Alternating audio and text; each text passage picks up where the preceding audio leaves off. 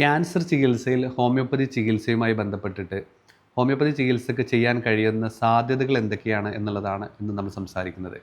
ഞാൻ doctor Muhammad Aslam, Medicare homeopathic speciality medical centre chief കൺസൾട്ടൻറ്റും medicinal homeopathy Perinthalmanna visiting കൺസൾട്ടൻറ്റുമാണ്.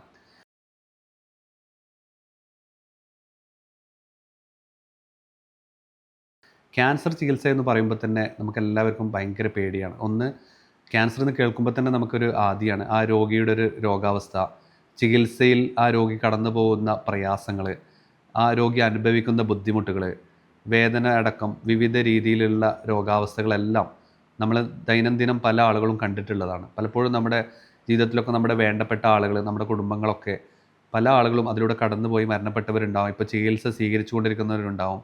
ചികിത്സക്ക് കഴിയാത്തൊരു രോഗാവസ്ഥയിലേക്ക് അവരുടെ ആരോഗ്യം ക്ഷയിച്ച ആളുകളുണ്ടാവും. ഇത്തരം രോഗാവസ്ഥയിലൊക്കെ ഹോമിയോപ്പതി ചികിത്സക്ക്, ഹോമിയോപ്പതി മേഖലയ്ക്ക് എന്താണ് ഇത്തരം കാര്യങ്ങൾ ചെയ്യാനുള്ളത് എന്നുള്ളതാണ് സംസാരിക്കുന്നത്. അതിൽ 5 കാര്യങ്ങളാണ് ഞാൻ പറയാൻ പോകുന്നത്. അതിൽ ഒന്നാമതായിട്ട് സിംപ്റ്റം റിഡക്ഷന്, ഈ രോഗികൾക്കുണ്ടാകുന്ന രോഗലക്ഷണങ്ങളുടെ ഒരു കുറവ് ഹോമിയോപ്പതി കൊണ്ട് വരുത്താനാവുമോ? അതുപോലെ സൈഡ് എഫക്റ്റുകളുടെ പ്രശ്നങ്ങളെ അഭിമുഖീകരിക്കാൻ ഹോമിയോപ്പതിക്ക് എന്തെങ്കിലും ചെയ്യാൻ പറ്റുമോ? അതുപോലെ പല ട്രീറ്റ്മെൻറ്റ് മെത്തേഡുകളിലും ഉണ്ടാകുന്ന ആ രോഗി അനുഭവിക്കുന്ന പല പ്രയാസങ്ങളുടെ ലക്ഷണങ്ങളെയും ഓവർകം ചെയ്യാൻ ഹോമിയോപ്പതി ചികിത്സക്കാവുമോ? അതുപോലെ പെയിൻ മാനേജ്മെൻറ്റ്, രോഗത്തിൻ്റെ വേദനയെ സംഹരിപ്പിക്കാൻ ഹോമിയോപ്പതി മരുന്നുകൾക്കാവുമോ? അതുപോലെ തന്നെ ഇമോഷണലി സ്ട്രെസ്ഫുള്ളായിട്ട് വരുന്ന കണ്ടീഷനെ ഓവർകം ചെയ്യാനായിട്ട് ഹോമിയോപ്പതിക്ക് എന്തെങ്കിലും ആവുമോ? അതുപോലെ തന്നെ ടെർമിനൽ സ്റ്റേജിൽ പാലിയേറ്റീവ് കെയറിൽ ഹോമിയോപ്പതി മെഡിസിൻസിന് എന്തെങ്കിലും ചെയ്യാൻ പറ്റുമോ എന്നുള്ളതാണ് ഇന്ന് നമ്മൾ സംസാരിക്കുന്നത്. അപ്പോൾ അതുകൊണ്ട് തന്നെ ക്യാൻസർ എന്നുള്ള രോഗം വരുമ്പോൾ തന്നെ ഇത്തരം വിവിധ രോഗലക്ഷണങ്ങൾ ആ രോഗിക്ക് പ്രയാസപ്പെടുത്താറുണ്ട്. ഓരോ ഭാഗത്ത് ബാധിക്കുന്ന ക്യാൻസറുകൾക്കും വ്യത്യസ്ത രോഗലക്ഷണങ്ങളും വ്യത്യസ്തമായിട്ടുള്ള ബുദ്ധിമുട്ടുകളാണ് ആ രോഗി അനുഭവിക്കാറുള്ളത്. അപ്പോൾ അതുകൊണ്ട് തന്നെ ഹോമിയോപ്പതി ചികിത്സയിൽ തന്നെ ഏറ്റവും ഇമ്പോർട്ടൻ്റ് ആയിട്ടുള്ള ഒന്നാണ് രോഗലക്ഷണങ്ങൾ അനുസരിച്ചുള്ള ചികിത്സ എന്നുള്ളത്. ഓരോ രോഗിയും അനുഭവിക്കുന്ന വ്യത്യസ്ത ലക്ഷണങ്ങൾ, വ്യത്യസ്ത സെൻസേഷൻസ്, വ്യത്യസ്ത പ്രയാസങ്ങൾ, ആ രോഗി കടന്നു പോകുന്ന വ്യത്യസ്ത രോഗലക്ഷണങ്ങളെ കൃത്യമായിട്ട് അഡ്രസ്സ് ചെയ്യാനും ആ രോഗലക്ഷണങ്ങൾക്ക് കൃത്യമായിട്ടുള്ള പ്രതിവിധി നൽകാനും പലപ്പോഴും ഹോമിയോപ്പതി ചികിത്സക്കാവാറുണ്ട്. വിവിധ ചികിത്സാ രീതികൾ സ്വീകരിക്കുമ്പോഴും ഒരു ഇൻ്റഗ്രേറ്റീവ് അപ്രോച്ചിൽ ഹോമിയോപ്പതി സ്വീകരിക്കുകയാണെങ്കിൽ ഇത്തരം രോഗലക്ഷണങ്ങളെ പലപ്പോഴും ഓവർകം ചെയ്യാൻ സാധിക്കാറുണ്ട് എന്നുള്ളതാണ് പല രോഗികളുടെയും അനുഭവത്തിൽ നിന്ന് നമുക്ക് വ്യക്തമായിട്ടുള്ളത്.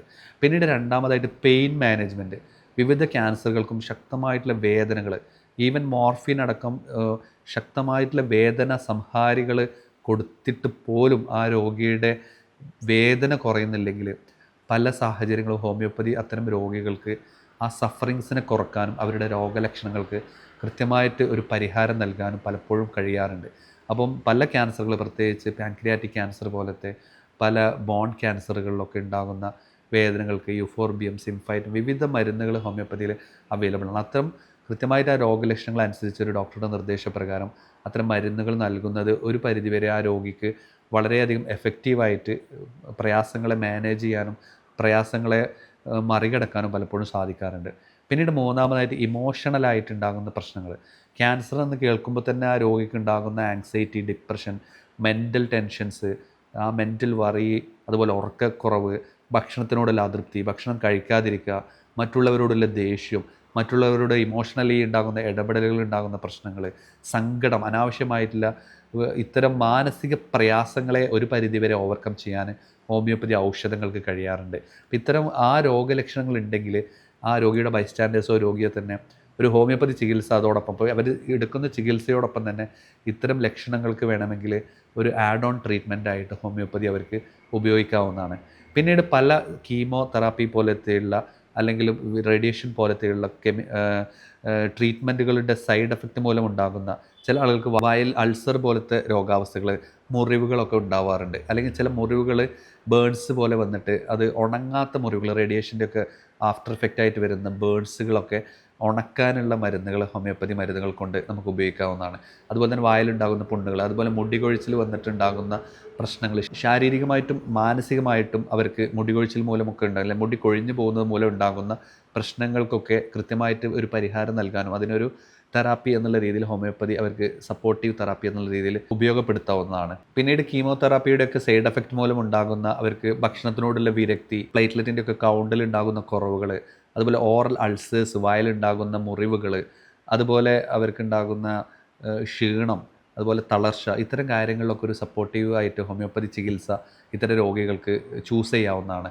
പിന്നീട് ഈ റേഡിയേഷൻ മൂലമൊക്കെ ഉണ്ടാകുന്ന അവരുടെ മുറിവുകൾ ഉണങ്ങാത്ത അവസ്ഥ, അതിന് ഫാസ്റ്റ് ഹീലിങ്ങിന് വേണ്ടിയിട്ട്, അല്ലെങ്കിൽ മുറിവുകൾക്ക് പെട്ടെന്ന് ഉണങ്ങാൻ വേണ്ടിയിട്ട്, ഇൻഫെക്ഷൻസ് പ്രിവെൻറ്റ് ചെയ്യാൻ വേണ്ടിയിട്ട്, അവരുടെ ഇമ്മ്യൂൺ ലെവൽസ്, ഇമ്മ്യൂണിറ്റി കുറവുള്ള ആളുകൾക്ക് ഇമ്മ്യൂണിറ്റി ബൂസ്റ്റ് ചെയ്യാൻ വേണ്ടിയിട്ട്, അതുപോലെ അവരുടെ ഒരു പൊതുവെയുള്ള ഇതുമായി ബന്ധപ്പെട്ടുള്ള ക്ഷീണവും കാര്യങ്ങളും മറികടക്കാൻ വേണ്ടിയിട്ട് ഹോമിയോപ്പതി ചികിത്സയെ ഒരു അഡ്ജുവൻറ്റ് തെറാപ്പിയായിട്ട് അവർക്ക് ഇത്തരം രോഗികൾക്ക് ഉപയോഗിക്കാവുന്നതാണ്. അതോടൊപ്പം തന്നെ അവർക്കുണ്ടാകുന്ന ഭയങ്കരമായിട്ടുള്ള ഫിയർ, പേടി, ആങ്സൈറ്റി, അതുപോലെ ഉറക്കക്കുറവ്, സ്ലീപ്ലെസ്നെസ്, ദേഷ്യം, ഇത്തരം മാനസിക സംഘർഷങ്ങളെയൊക്കെ ഒഴിവാക്കാൻ വേണ്ടിയിട്ടും ഇതോടൊപ്പം തന്നെ ഹോമിയോപ്പതി ചികിത്സ അത്തരം ആളുകൾക്ക് സ്വീകരിക്കാവുന്നതാണ്.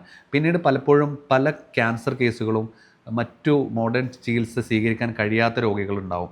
പലപ്പോഴും മറ്റ് അസുഖങ്ങൾ കാരണമോ, അല്ലെങ്കിൽ കോമോർബിഡിറ്റി കാരണമോ, മറ്റ് അസുഖങ്ങൾ കാരണമോ, പ്രായം കാരണമോ ഇത്തരം ഒരു കീമോതെറാപ്പിയോ റേഡിയേഷൻ പോലത്തെ ഒരു അവസ്ഥയിലേക്ക്, അല്ലെങ്കിൽ ഒരു ട്രീറ്റ്മെൻറ്റിലേക്ക് പോകാനുള്ളൊരു ഹെൽത്ത് റിസ്ക് ഉള്ള ആളുകൾക്ക് ഒരു പാലിയേറ്റീവ് തെറാപ്പി എന്നുള്ള രീതിയിൽ ഹോമിയോപ്പതി മരുന്നുകൾ ഉപയോഗിക്കാവുന്നതാണ്.